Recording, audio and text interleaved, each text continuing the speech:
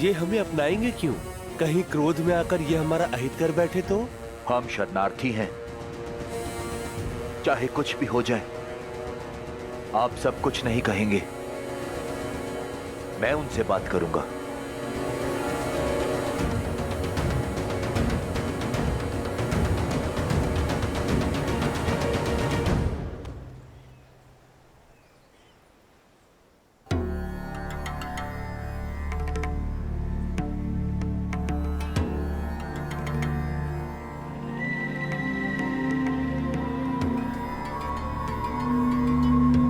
प्रणाम वानर वीरों।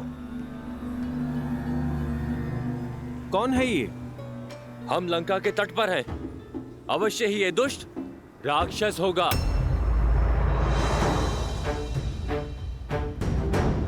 कौन हो तुम? कहां से आए हो और क्यों आए हो?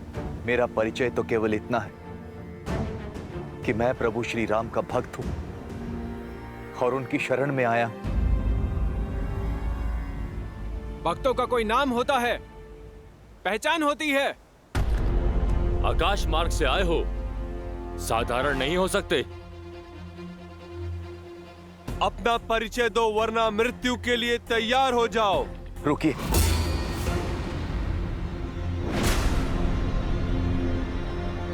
मैं लंकापति रावण का भाई विभीषण हूं। प्रभु श्री राम की शरण में आया हूं।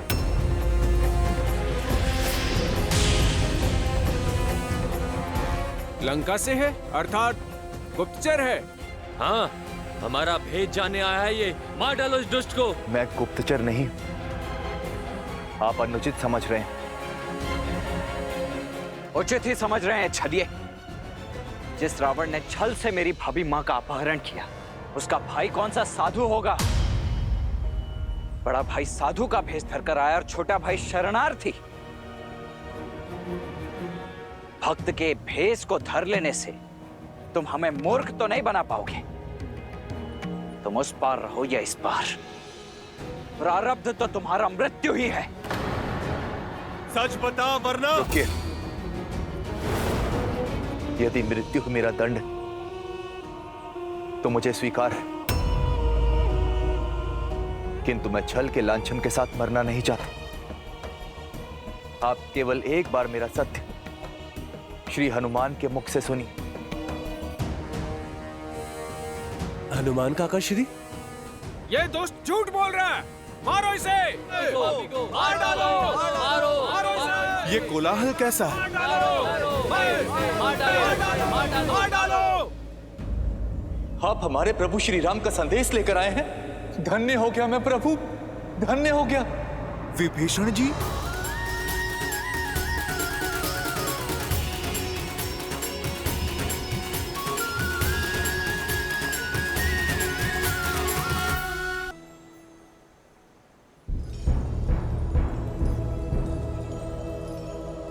हनुमान जी, आपने मुझसे कहा था कि मेरे प्रभु श्री राम मुझे स्वीकार कर लेंगे।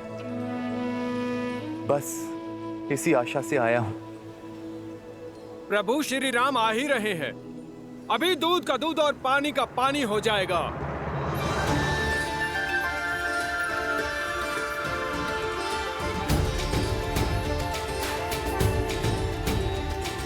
श्री रामचंद्र कृपालु भजु मन हरण भव भय दारुणम नव कंज लोचन कंज मुख कर कंज पद कंजा। दया का दूसरा नाम है श्री राम। शरण में आए का सहारा है वो। यदि अधर्मी रावण भी उनके चरणों में जा गिरेगा ना, तो वो उसे भी अपने हृदय में स्थान दे देंगे। भय और चिंता से मुक्त कर देने वाले हैं मेरे श्री राम।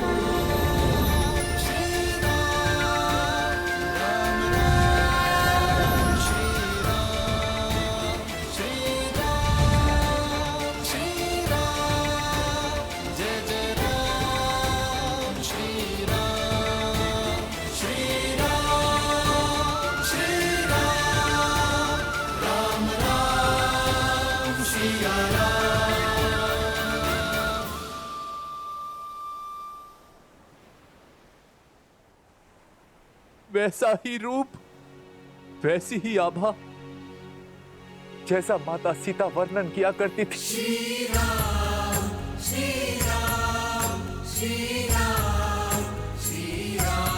पावन तेज, निश्चल दृष्टि, सौम्य मुख।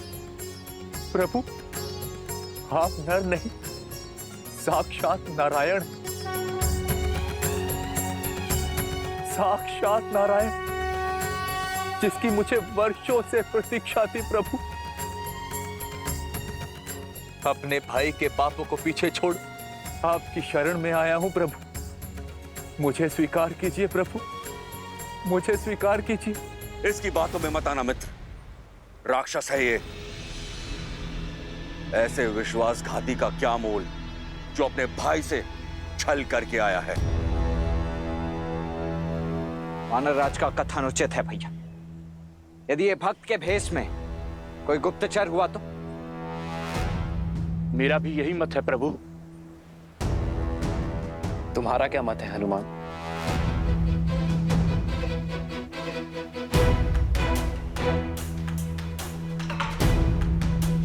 प्रभु, रावण की अधर्म की लंका में विभीषण जी ही धर्म का एकमात्र दीप थे। प्रभु, मैं इनकी सहायता से ही माता सीता को खोज पाया। प्रभु, रावण की सभा में इकलौते विभीषण जी ही थे जो मेरे लिए लड़ रहे थे। प्रभु, आपके प्रति इनकी भक्ति निश्चल है, इनका भाव निर्मल है। किसी को हो ना हो, परंतु मुझे महाराज विभीषण पे पूरा विश्वास है। हनुमान को विभीषण पर विश्वास है और मुझे हनुमान पर। आप यहां सुरक्षित है विभीषण। यहां मैं अपनी सुरक्षा के लिए नहीं आया, अपितु लंका की प्रजा की रक्षा के लिए आया हूं। रावण रूपी वृक्ष जब पाप के बोझ से गिरेगा तो असंख्य निर्दोष मारे जाएंगे, बालक अनाथ होंगे। मैं केवल उन्हीं की रक्षा के लिए आया हूं। प्रभु, उठो विभीषण। प्रजा का वर्तमान और भविष्य एक राजा ही बचा सकता है। बोलिए लंकेश।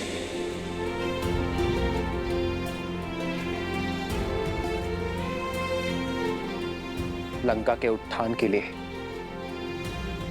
क्या आप हमारी सहायता करेंगे?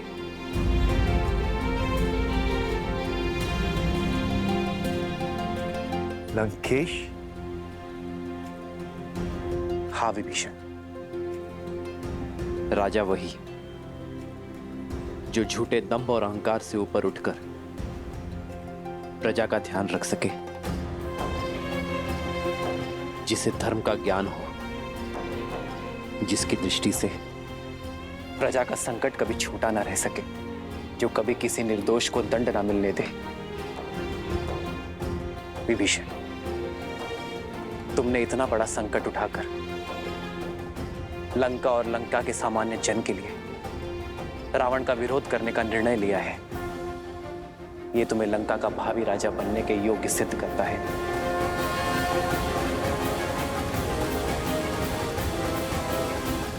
मुझे विश्वास है विभीषण, आपके नेतृत्व में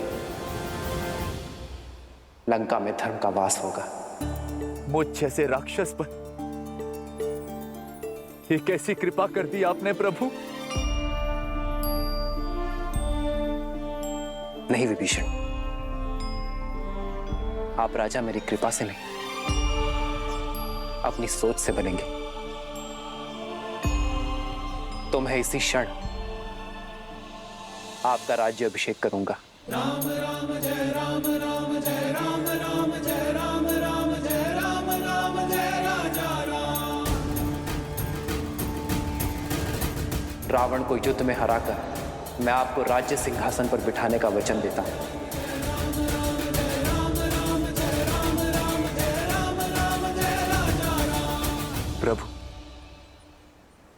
मैं तो यहां आपका दास बनने आया था, और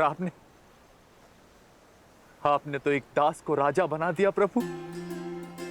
ये सामर्थ्य केवल प्रभु श्री राम ही कर सकते, केवल प्रभु श्री राम।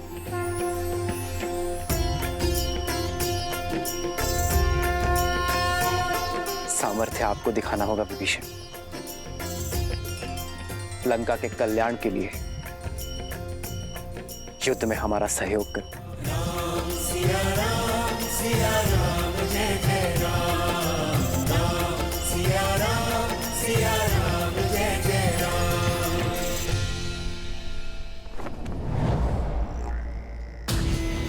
महाराज, वो राम ने लंका द्रोही विभीषण को लंका का राजा घोषित कर दिया है।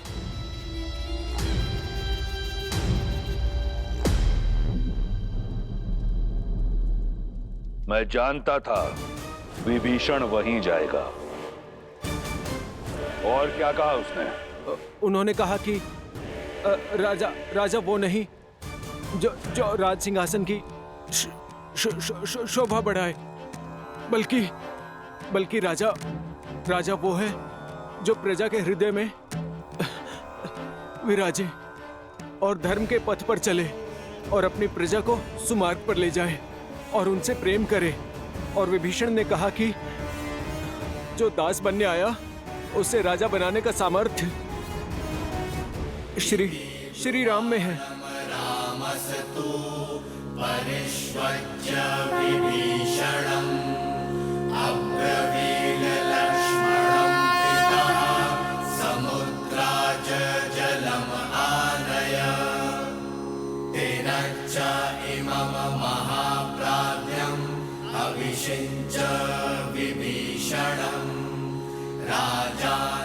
राम के अतिरिक्त अब कोई आसरा नहीं है तुम्हारा।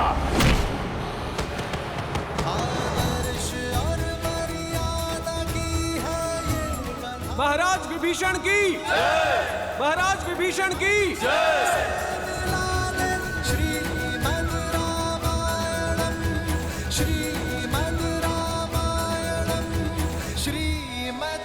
मैं रघुकुल का वंशज महाराज दशरथ का पुत्र राम विभीषण को लंका का राजा घोषित करता। मुझे विश्वास है कि लंका विभीषण की अगुवाई में धर्म के पथ पर चलेगा। प्रभु, मैं अब भी आपका दास हूं। मेरी शक्ति, मेरी संपत्ति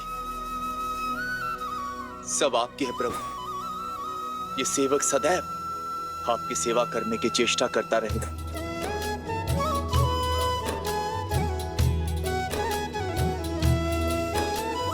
जिन्ह पायन के पादुकन्ही भरतु रहे मन लाई, ते पद आज बिलो की हम। महाराज विभीषण की, महाराज विभीषण की, महाराज विभीषण की, महाराज विभीषण की। उष्ट्राणम विवाहेषु गीतम गायन्ति गदर्भः परस्पर प्रशंसन्ति। अहो गीतम अहो स्वरम, अहो रूपम अहो ध्वनि। कुछ समझे शार्दुल? अर्थात ऊंटों की शादी में गधे गीत गाते हैं। एक बेसुरा कुरूप की प्रशंसा करता है और कुरूप बेसुरे के स्वर पर ताली बजाता है। क्या अद्भुत प्रसंग है।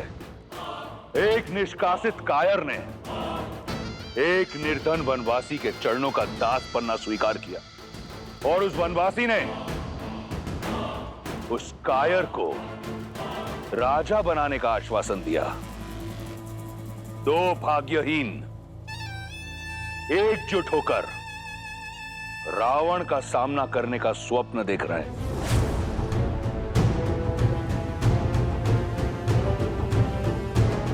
चिंता मत करो। मेरी रुचि वानर सेना का बल जानने में अधिक है पिताश्री। शार्दुल, चिंतित युवराज की चिंता दूर करो। महाराज, लगभग 16 कोटि वानर एकजुट हुए हैं और उनका नेतृत्व एक शक्तिशाली वानर सुग्रीव कर रहा है, जो अपने बल और रणनीति के लिए विख्यात है। राम की सेना में अंगद, केसरी, जामवंत और लक्ष्मण जैसे महाशक्तिशाली योद्धा शामिल हैं। विभीषण जी, लंका की शक्ति, वहां का मानचित्र और वहां की युद्ध शैली के विषय में आपसे अधिक ज्ञान यहां पर किसी को भी नहीं। तो सर्वप्रथम आप हमें यह बताइए कि इस 100 योजन से भी अधिक समुद्र को पार कैसे किया जाए लंका पहुंचने के लिए? सागर को पार करा सकने में सक्षम केवल वरुण देव।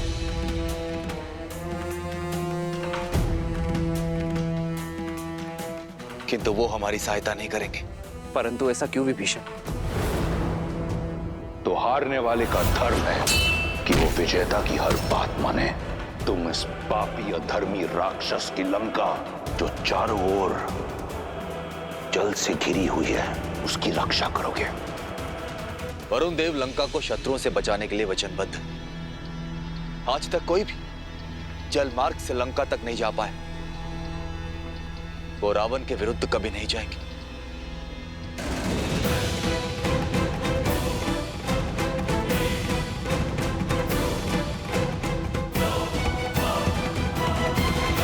ये सामान्य योद्धा नहीं है पिताश्री।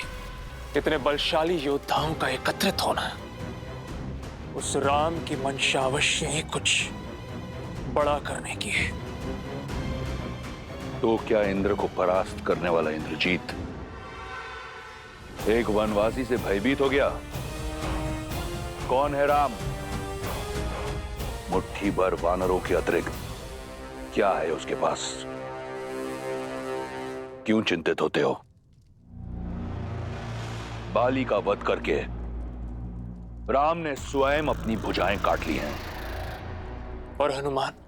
हनुमान ने जो उत्पात लंका में मचाया, वो इसलिए क्योंकि हम सतर्क नहीं थे, अन्यथा उसकी गर्दन चंद्रहास को भेंट चढ़ जाती। और रहे शेष बड़े नाम, सुग्रीव वो कायर है जो बाली से छिपा बैठा था, जामवंत बूढ़ा है और अंगद एक बालक। अकेला हनुमान क्या करेगा? 16 कोटि वानरों को अपनी पीठ पर लाद कर लंका लाएगा। राम समुद्र के तट पर बैठा है, उसे वहीं बैठे रहने दो। थक कर लौट जाएगा। सागर पार नहीं कर पाएगा वो, इसलिए चिंता छोड़ दो मेघनाथ।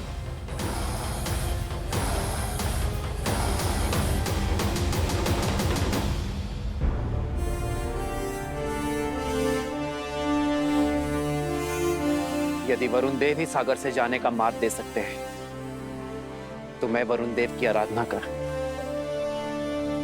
उन्हें प्रसन्न करूंगा। प्रार्थना करूंगा कि वो हमें मार दें। क्षमा कीजिए भैया, परंतु प्रार्थना करने जितना समय नहीं है हमारे पास।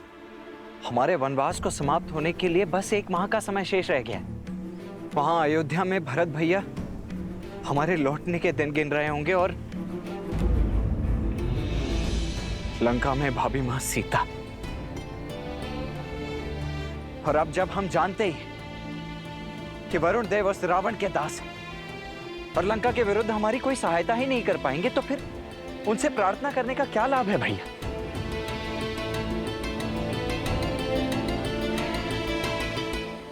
वीर पुरुष पूजा नहीं करते, प्रहार करके अपना मार्ग बनाते हैं। और आपके तुनिर में तो इतने महाबलशाली तीर हैं कि यदि आप एक बाण चला दें इस समुद्र पर, तो समस्त सागर को सुखा सकते हैं। फिर वरुण देव से विनती क्यों भैया? क्योंकि यही मर्यादा है लक्ष्मण। सागर पर अयोध्या का शासन नहीं, वो एक भिन्न लोक है और प्रवेश से पहले अनुमति ना लेना अनीति होगी।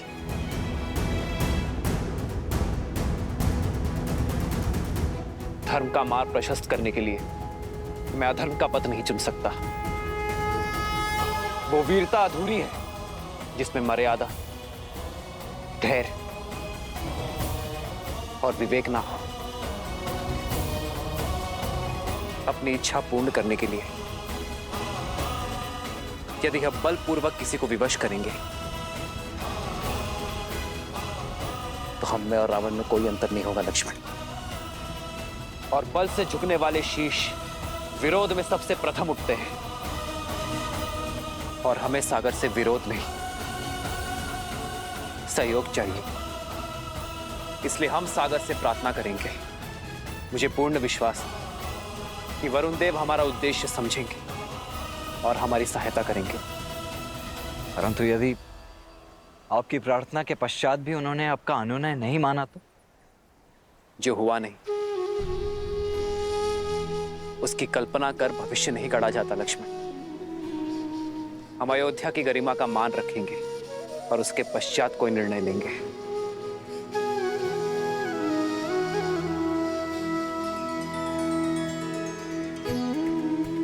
थोड़ी प्रतीक्षा और सीते, तुम्हारा राम आ रहा है।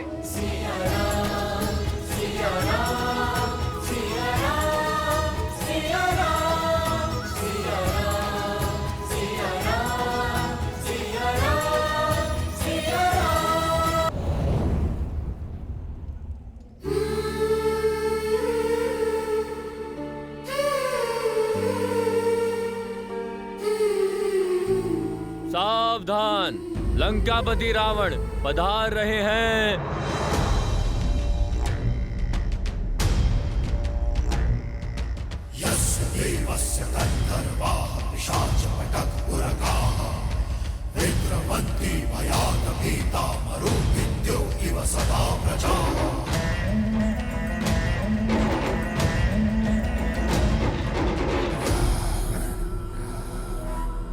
विश्वास है मुझे कि तुम्हें पता चला होगा कि तुम्हारा वनवासी अपनी वानर सेना सहित सागर के उस पार पहुंच गया है। ये जानकर तुम्हारे मन में आशाएं पंख लगाकर उड़ रही होंगी, ये सोचकर कि शीघ्र ही तुम अपने वनवासी का मुख देखोगी। मैं वचन देता हूं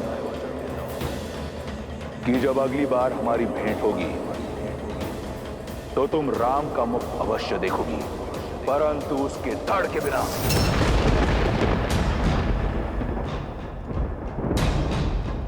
उसका शीश काट कर लेकर आऊंगा और वही होगा मेरी ओर से तुम्हें हमारे विवाह का उपहार। सज रहना सीता, हमारी अगली भेंट के लिए।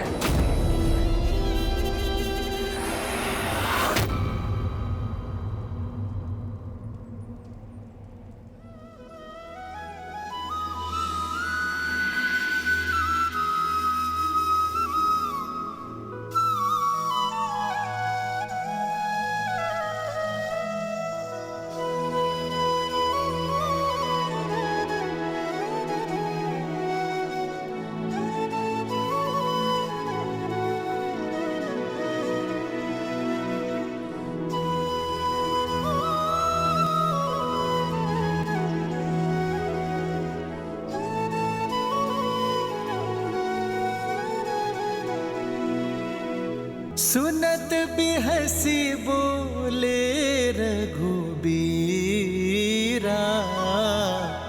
ऐसे ही करब धरहु मन धीरा।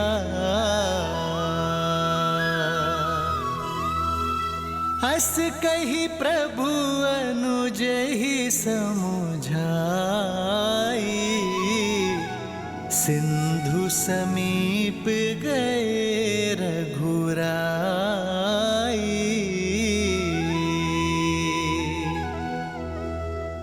प्रथम प्रणाम किन्ह सिरुनाई, बैठे पुनि तट दर भिड़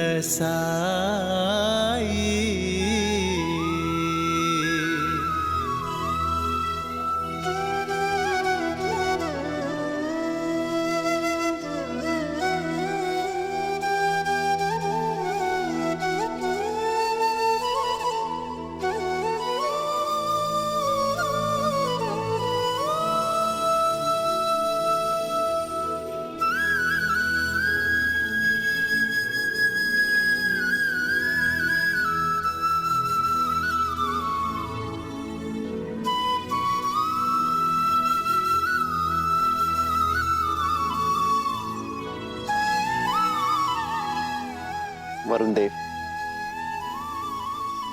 आप ना ही मेरी व्यथा से अनभिज्ञ हैं और ना ही रावण की पाप गाथा से। ये युद्ध राम और रावण का नहीं, धर्म और अधर्म का है। मुझे पूरा विश्वास है वरुण देव कि आप धर्म का साथ देंगे, अपना देवत्व बनाए रखेंगे, मन से की गई मेरी प्रार्थना का उत्तर देकर लंका जाने का मार्ग देंगे।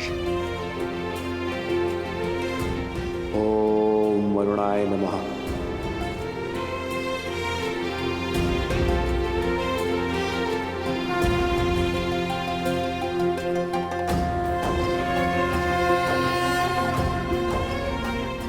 ओम जल बिंबाय विद्महे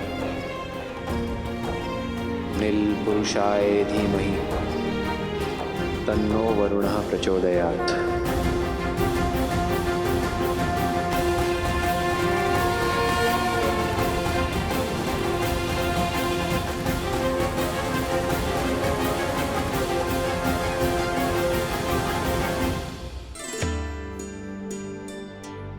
महादेव, वरुण तो जल के देवता हैं। श्री राम चाहें तो उन्हें आदेश भी कर सकते हैं, अपने एक बाण के आगे विवश कर सकते हैं। फिर वो प्रार्थना क्यों कर रहे हैं? देवी, जिस वृक्ष पर अधिक फल लगे होते हैं, झुकना उसका स्वभाव बन जाता है। उसी प्रकार अत्यंत बलशाली व्यक्ति को भी झुककर ही चलना चाहिए, दूसरों का आदर सम्मान करना चाहिए, विनय का गुण अपनाना चाहिए। श्री राम इसका उदाहरण है। अपने सामने आए उस सागर को रौंद कर आगे बढ़ने की क्षमता होते हुए भी उसी सागर से प्रार्थना कर रहे हैं। ऐसा कर श्री राम ने न केवल अपने बल अपितु अपनी मर्यादा को भी शोभित किया। उचित है, किंतु वरुण देव, क्या श्री राम के इस विनय को स्वीकार कर पाएंगे? वो तो स्वयं रावण के अधीन है, फिर वो श्री राम की सहायता कैसे करेंगे? देवी, मर्यादा का एक और अर्थ होता है सीमा, और श्री राम ऐसे ही मर्यादा पुरुषोत्तम नहीं, वे कभी मर्यादा भंग नहीं करते और साथ ही दूसरों की मर्यादा भी भंग ना हो, इसका भी विशेष ध्यान रखते हैं।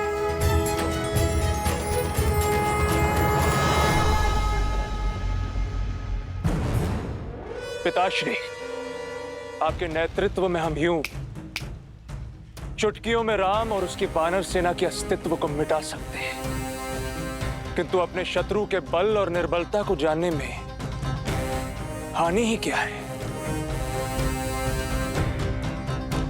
शूख और सारंग को प्रस्तुत किया जाए।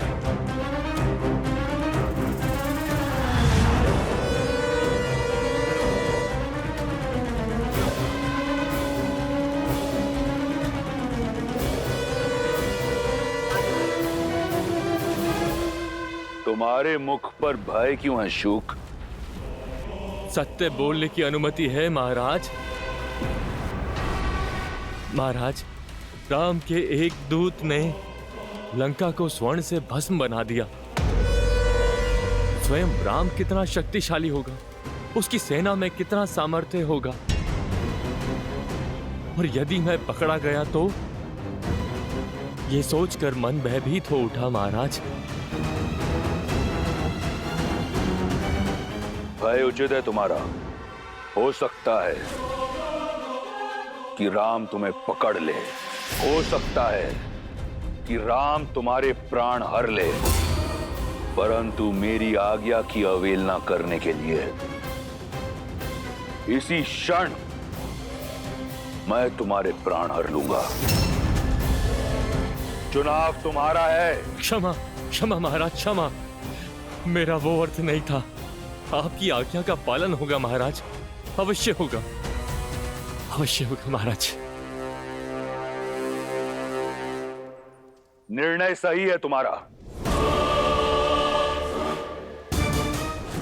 और रही तुम्हारे भय की बात,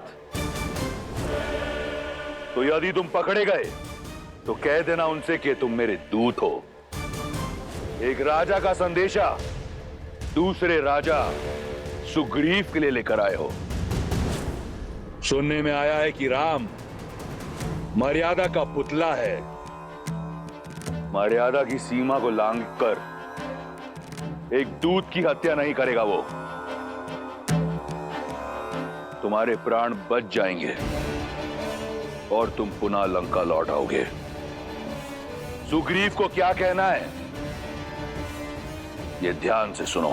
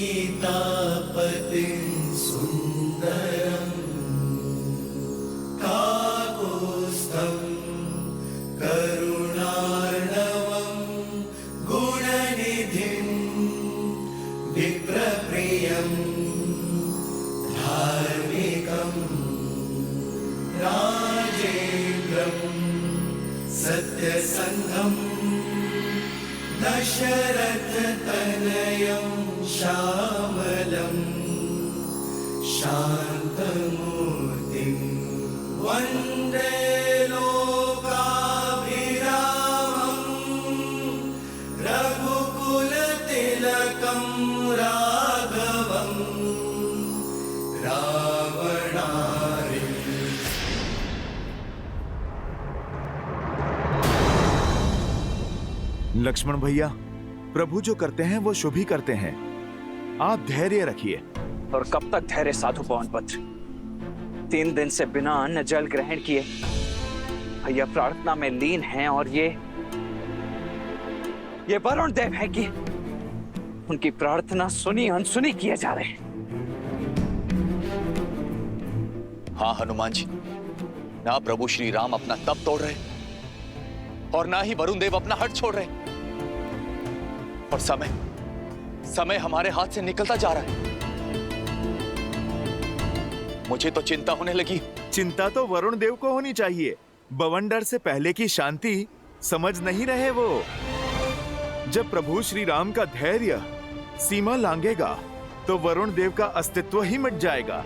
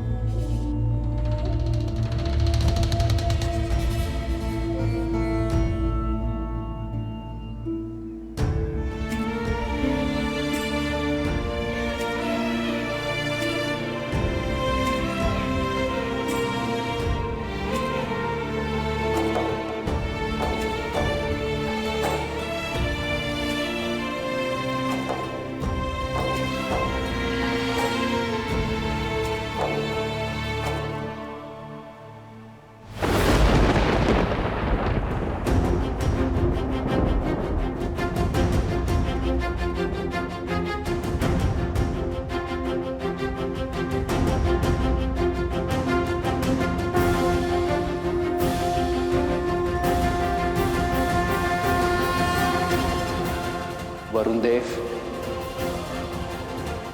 काल साक्षी है, इक्ष्वाकु के हाथ सदा देने के लिए उठे लेने के लिए नहीं। आज पहली बार ये हाथ कुछ मांगने के लिए झुके हैं। मन में आस लिए, 3 दिन से बिना अन्न जल ग्रहण किए, सच्चे मन और श्रद्धा से आपकी आराधना की, आपका सम्मान किया, आपसे सागर पार करने का मार्ग मांगा, किंतु आप मेरे धैर्य को मेरी दुर्बलता समझ बैठे। आज आपने सिद्ध कर दिया वरुण देव कि आप कृतार्थी हैं। गंगा को अवतरित कर मेरे पूर्वजों ने जो आपको चिर जीवन दिया, उसका ऋण आप भूल चुके हैं। यहां उपस्थित प्रत्येक वानर, प्रत्येक व्यक्ति, प्रत्येक सैनिक की आस जुड़ी है आपसे। वहां अयोध्या में मेरे अनुज भरत और लक्ष्मण की भार्य उर्मिला के प्राण टिके हैं आपके निर्णय पर।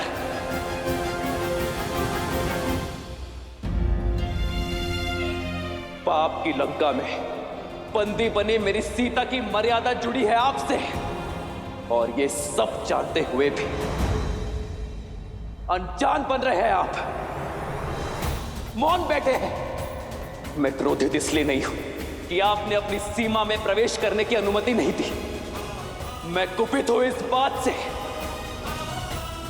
कि अधर्म का पास छूटने से आप सज्ज नहीं हैं। जीवन को चैतन्य देने वाले वरुण देव नहीं रहे आप एक निर्जीव जड़ हैं, जिस तक धर्म की पुकार नहीं पहुंच सकती।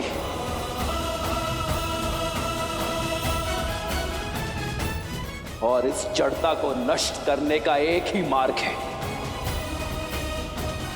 प्रहार।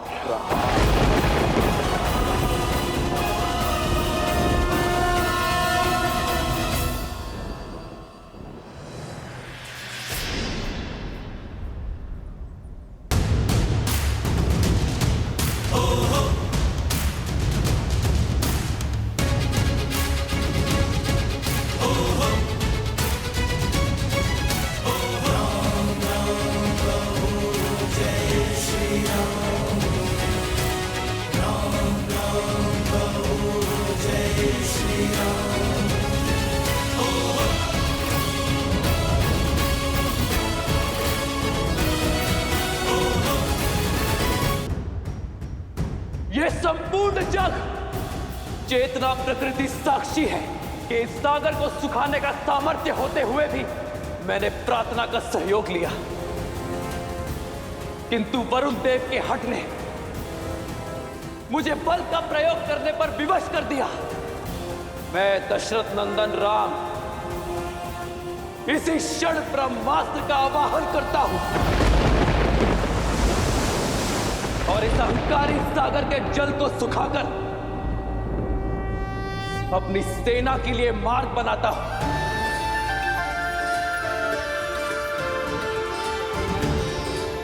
और इस कृत्य के लिए केवल एक ही दोषी है,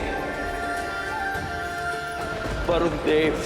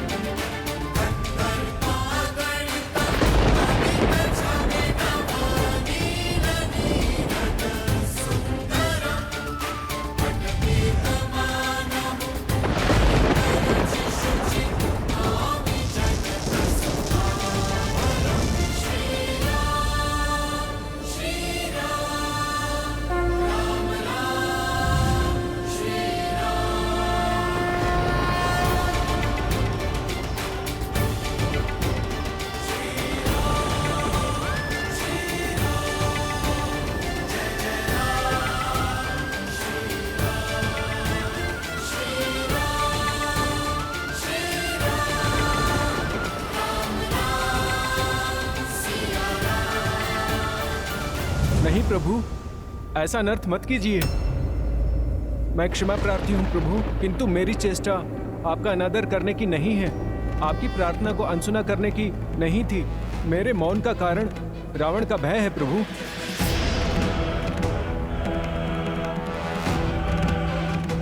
श्री राम, आप तो करुणामयी हैं।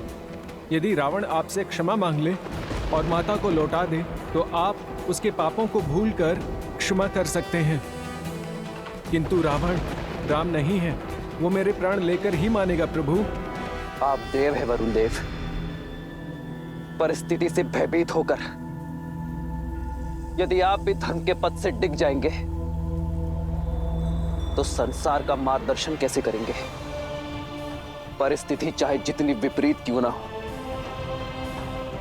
धर्म का पथ कभी नहीं छोड़ना चाहिए। आपके आगे नतमस्तक हूँ, आपके चरणों का अभिलाषी हूँ।